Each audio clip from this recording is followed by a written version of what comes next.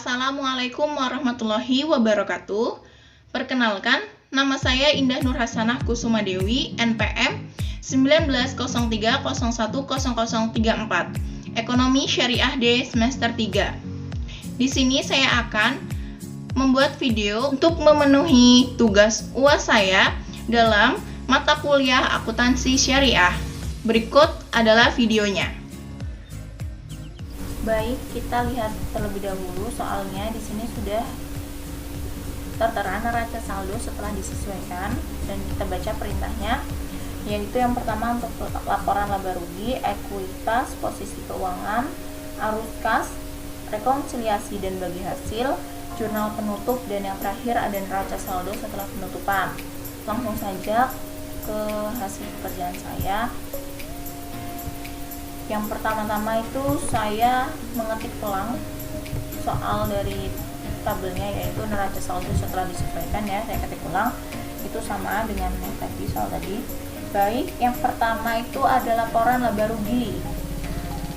Laporan laba rugi ini yaitu pendapatan yang ada,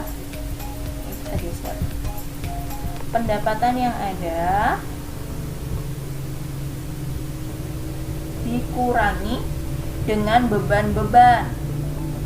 Oke, pendapatan ini kita ambil dari tabel tadi ya, dan kita jumlahkan hasilnya.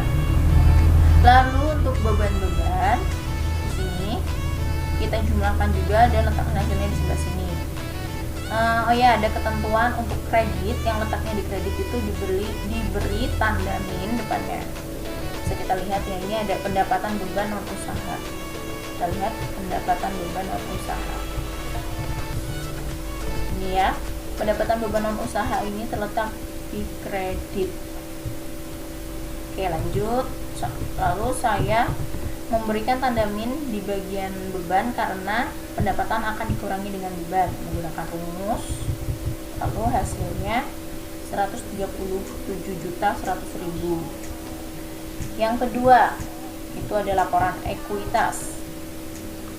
Di sini ada neraca saldo modal awal. Yang di sini kita ambil dari tabel ya. Ini bisa kita lihat dari tabel. Ini dari tabel. Lalu kita copy paste saja. Lalu untuk tambahan modal saham ini yaitu saya menjumlahkan dari laba yang ditahan yang sudah ditentukan penggunaannya dan yang belum ditentukan penggunaannya, hasilnya ini ya 143.000. Lalu saya jumlahkan keduanya, diletakkan di sini. Nah, laba ditahan sudah ditentukan penggunaannya itu saya letakkan di sini. Lalu laba tahun berjalannya masih 0, saya jumlahkan di sini, keduanya dijumlahkan ya hasilnya. Lalu yang ketiga itu ada posisi keuangan.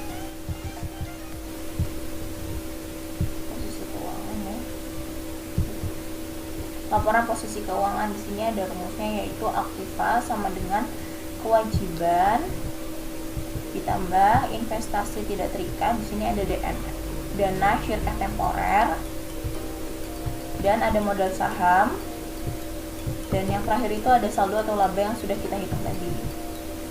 Nah, keduanya ini aktivanya dijumlahkan sendiri hasilnya, dan yang untuk kewajiban investasi tidak terikat ini dan modal itu dijumlahkan sendiri dan hasilnya harus balance. Jangan lupa untuk bagian kredit itu diberi tanda min ya. Jangan lupa, oke? Dan saya laporan arus kasnya itu yang saya ketahui hanya laba bersih dan penyusutannya itu 0. Nah, untuk mengetahui akun-akun yang di sini ada aktivitas operasional, investasi dan pendanaan ini, itu ada beberapa data yang dibutuhkan, yaitu yang pertama laporan laba rugi itu sudah ada. Yang kedua ada neraca awal dan akhir tahun.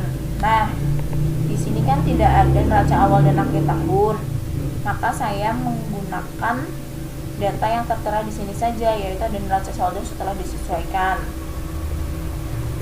Dan yang ketiga itu ada data tambahan berupa penambahan kas. Nah, oke, saya buat ininya, tabelnya udah. Nah, saya seperti ini pengerjaannya. Ini misalkan ini neraca awal 1 Januari, ini neraca akhir 31 Desember 2019. Nah, angkanya sudah saya copy paste semua karena tidak ada transaksi lain ya, hanya ada neraca saldo setelah disesuaikan. Lalu arus kasnya bertambah atau berkurang. Oke, saya akan menggunakan rumus min. Jadi ini dikurangin ini, hasilnya 0. Nah, semuanya kan sama nih angkanya, hasilnya 0 kan. Ini hasilnya 0, ini hasilnya 0, 0 semuanya.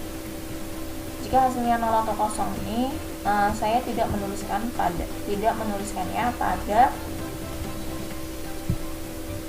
laporan arus kas. Bentar, ini laporan arus kas. Jadi saya hanya menulisnya seperti ini. Penambahan kasnya hanya berasal dari laba bersih. Lalu saldo kas 1 Januari ini sama, keduanya sama 31 Desember itu sama karena kita menggunakan informasi yang sama.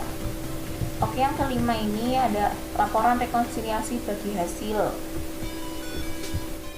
Ini yang pertama, jumlah pendapatan usaha utama itu berapa, kita jumlahkan. Lalu pendapatan sebelumnya itu tidak ada ya informasinya. Nah, pendapatan yang tersedia tadi kan ada nih pendapatannya, turunkan.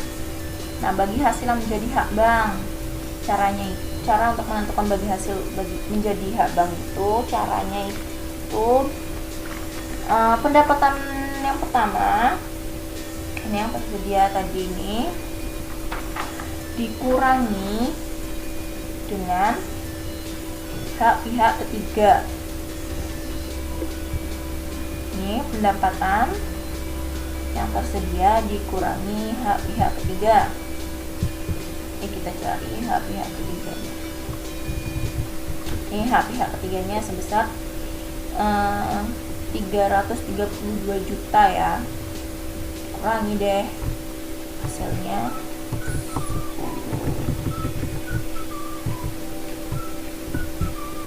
Lalu kita mengerjakan bagi hasil yang menjadi hak pemilik dana sudah didistribusikan. Nah, ini kan belum diketahui.